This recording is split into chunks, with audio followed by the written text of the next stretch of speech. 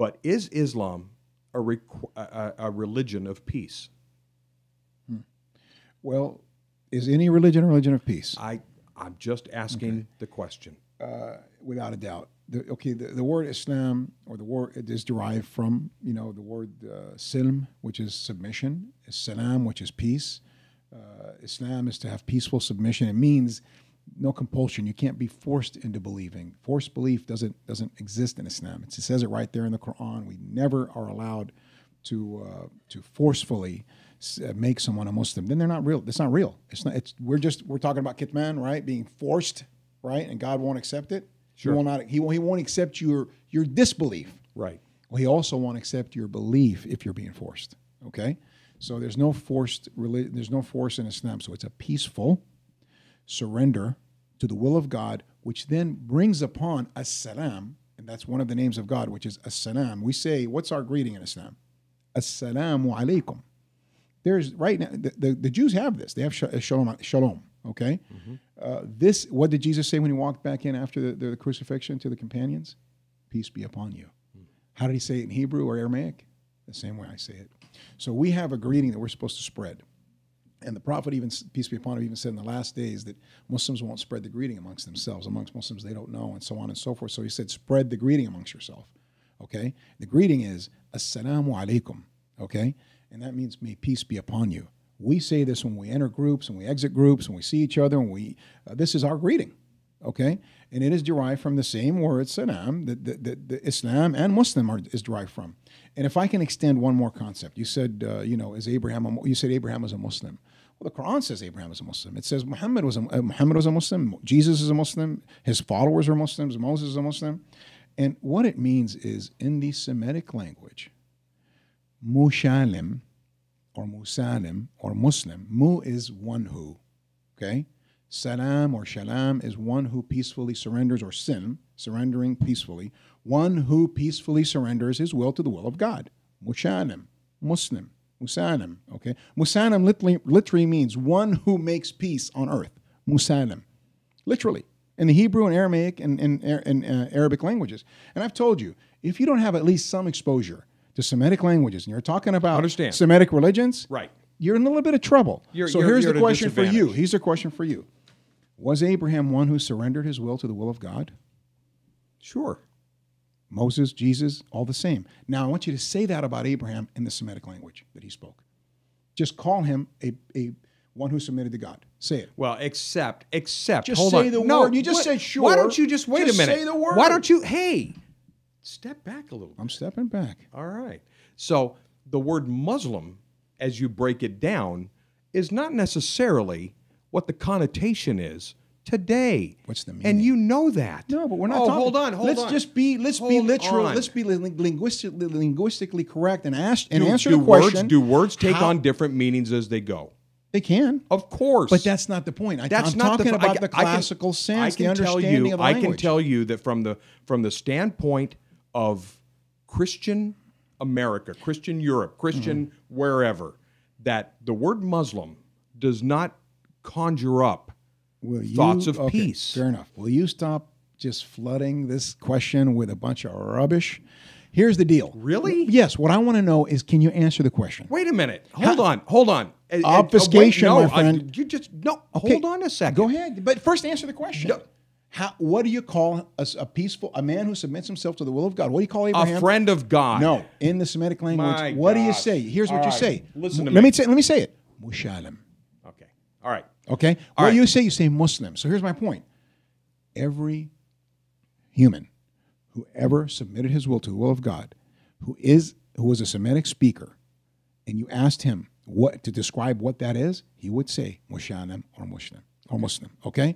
So my point is, these things are relevant. Is Islam a peaceful religion? Islam has both sides. Let me say. There is harb. There is jihad. There is fighting in the cause of God. There's a struggle. Just like there is in Christianity, just like there is in Judaism. I mean, if you go to the Jewish state right now, are they armed or not armed? They're armed. Are they willing to fight in their cause or not fight? Of course they are. Are they willing to go to war or not go to war? Of course they're willing to go to war. Do they have laws that they're willing to enforce or not enforce? But so the point is, here's the every nation is willing to go to war. Hold on just a second. And every faith allows it. You have opened the door. You've opened the door. I've opened the door. You've opened the door. Fair enough. When you said that, does Israel have, do they have weapons? Are they willing to fight? Of course they are, in defense of themselves. Fair enough. In defense of themselves. But I'd like to show you something. See this? Do you see this? Okay. These are Terrorism events? These are terror attacks since 1983 with people who call themselves Muslims. Okay. Okay, whether they be Did you happen? Did you hold happen? on. Okay, go ahead. Wait. Go ahead. Whether they be part of a splinter group like ISIS or ISIL or Boko Haram or whatever the case may be, whatever it may be, they yeah. all identify with Islam. Okay. Okay? And I know that Christianity has got its share, but we're talking today. And so right now, today, since 1983, and I only listed the ones where over 100 people were killed. There's a page, there's a page, there's a page, and there's a page. And listen, even this week, there have been attacks. And 80% of the victims are Muslim. Right. All right? But that leaves 20% that aren't. And so We can talk about this from a religious vantage point, or we can talk about it from a political vantage point and other vantage points. let's just talk about it. Okay, but But this, first of all, I'm saying, in and the I'm research, coming at you representing the Christian viewpoint. Now, I don't necessarily say that this is Bob Prater bringing this to Emad Mirza and saying, you are responsible for this, Emad. Sure. That's not what I'm saying. But there are people on this earth that are saying, I mean, we're not safe anymore. We're not safe anymore. There have already been people that have come to me since the beginning of last week saying, what are you doing? And they're not saying it like this other guy that said, bringing scriptures. They're saying, you're making yourself unsafe. You're not going to be safe in this because people will come after you. I'm not worried about that. Listen, neither am I. We both know each other. I don't live my life that way. We talk the talk and walk the walk. Yes. And God will put us where He wants to when He chooses to take us. But I have to tell you something. This is still reality.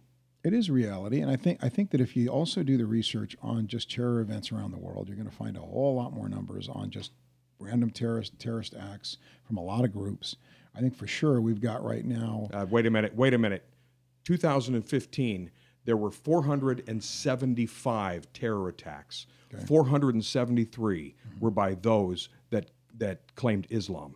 So it's not that what you just said. Well, we'll do some number checking. All right, Okay. because I'd be very surprised to find out that we have 2 terrorist attacks in the last year by non-Muslims. I'm talking I would about be major I would be terrorist very attacks. surprised. No, we're talking about where people are dying like this in these major attacks. I believe it because you've got these pockets around the world right now, like whether it's the Taliban or whether it's ISIS or whether it's Boko Haram or whether it's Al-Qaeda and so on and so forth. All these political groups that are using religion as a driving factor, as a recruiting factor, or as a motivating factor. There's no doubt that we're gonna see that out there. Okay, if we talk about this matter from the theological and religious perspective, it's as easy as 1, 2, 3 to break down that what they're doing is un-Islamic and wrong. Okay, Understand? That's very simple. Because for we're us talking to do. about the caliphate. We're talking about We're talking about things. Yes. It's very easy for us as Muslims to discredit the ideology and this notion that you can kill people and murder people in the name of God, okay, without just cause and so on and so forth. So I think if we're going to talk about it from that vantage point, Islam cannot be associated with their actions in that way, okay?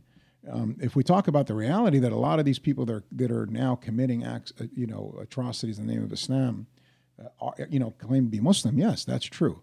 If we go back 100 years, okay, we go back 50 years, all right, and we start looking across the landscape and start asking ourselves, did Muslims act like this? Is this how Muslims dealt with the situation? Is this how they were killing people? Did they have free reign just to go around and slaughter people? Okay, I think you'd be really, really surprised at that reality.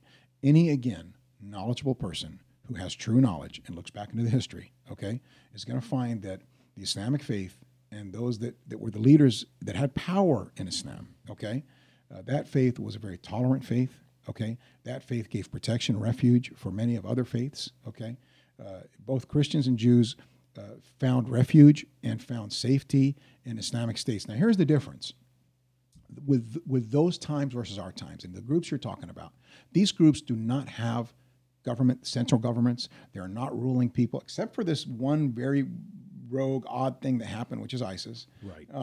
You have terrorist groups that are opposing the vast majority of Muslims, killing mostly Muslims, okay, in the name of Islam, that are so oppressive and scary that everyone's worried that they're going to die, tomorrow from these guys.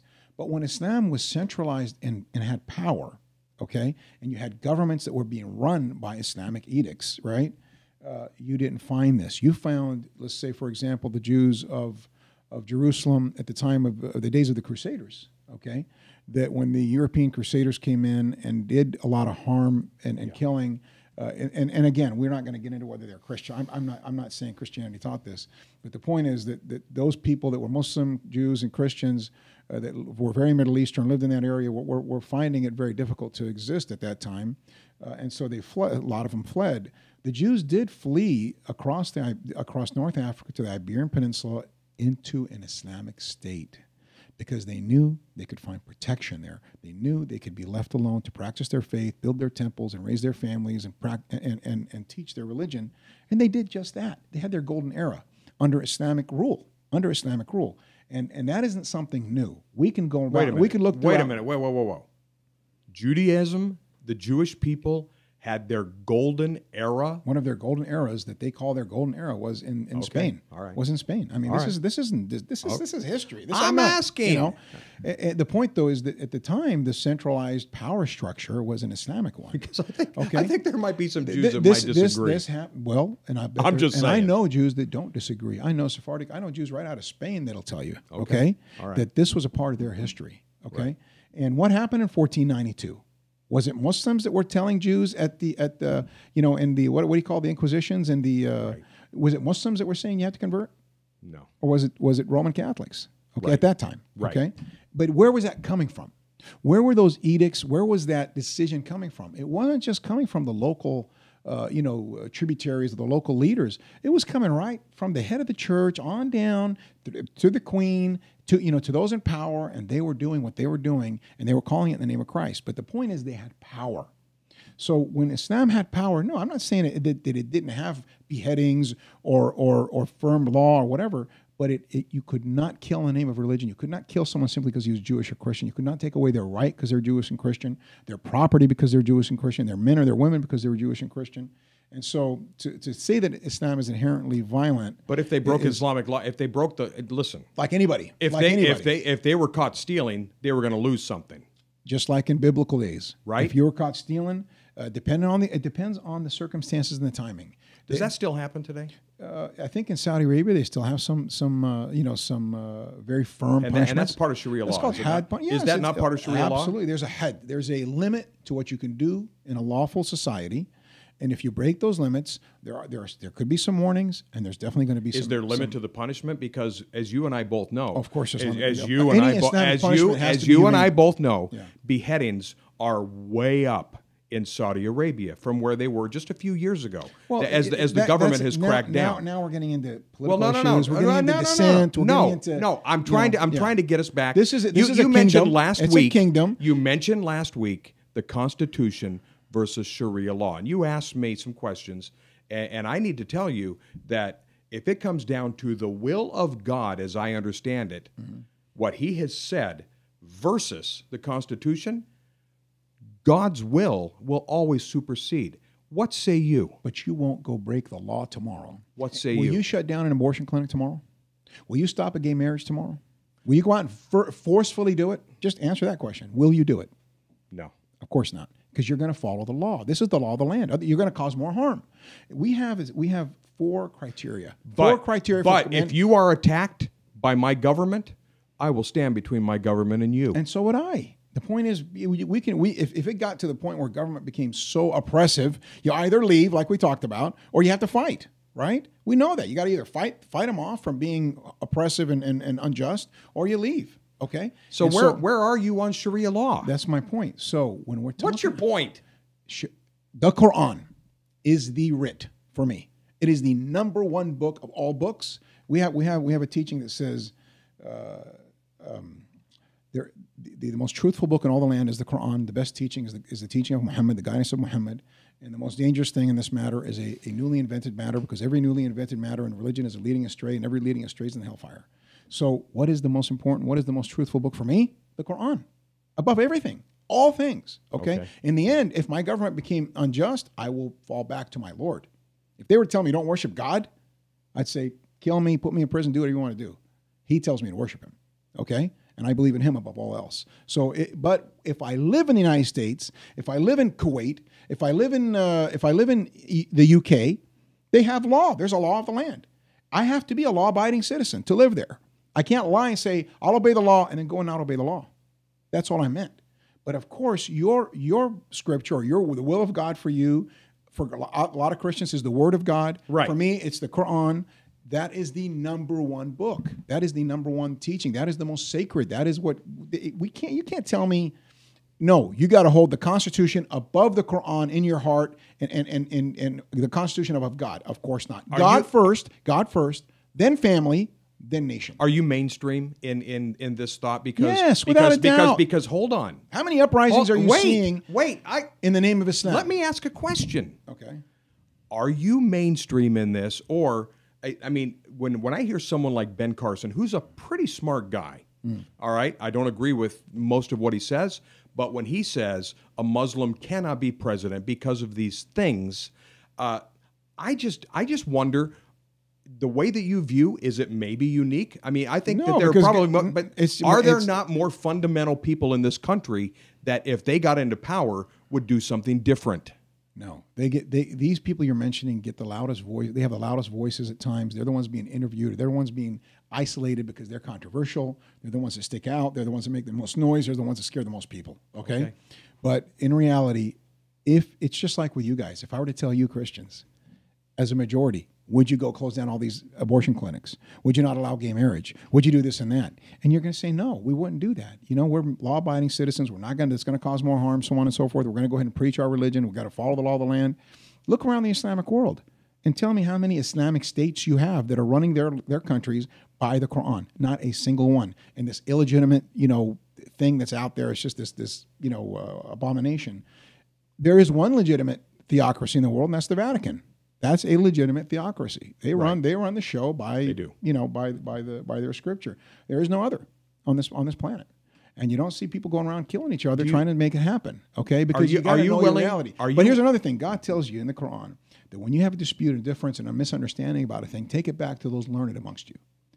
Not every Muslim can just start wielding statements and laws and say, this is how we got to do things. I have a marja. I have a place I go back. I go back to scholars more learned than me, and I tethered my community through with our boards, with the most scholarly body of Muslims that go back to the scholars, and they give us rulings on issues that we disagree on. And so when we go and check all of their rulings on all these matters, it's clean. It's very easy and simple, just like I'm telling you. Between you and me, and nobody else needs to know. Nobody else needs except for everybody that's listening and watching. And between you and me, are you willing to denounce ISIS, ISIL, Al-Qaeda, Boko Haram? Are you willing to denounce those movements? Are you kidding me? I'm asking a question. These are movements that we tell Muslims stay away from. These are Muslim movements that are against the majority. They take you out of your faith. These people they've put themselves in disbelief, akin to what we call Khawarij. They have left the majority and worked against it. When you leave the majority and work against the majority, you've left the faith, in essence, even if you're proclaiming it. So yes, are they fruit from Islam? Yes, you could say they're fruit from the Islamic tree. Sure. But when you get into the place where you're killing people, without right, where you're declaring things you have no right to declare, where you're doing things you're not allowed to do, and when you're becoming so arrogant that your takfir is another concept, which is you're just saying this Muslim is a believer and this Muslim is not a believer. Okay, you're willing to blanketly put disbelief on people and things of that effect. You just go to the scholars again and find their rulings. So is that a yes? Yes, of course I denounce them. Okay, with that. Before we end, you're going to end us with that, huh? I am. You're gonna end us with that. Well, okay, fair enough. I think we can end with that. Yeah, I think so. But to make sure they understand that we not only denounce those movements, okay, but we tell people, be wary. You could lose your faith by joining such a group and by going in that direction.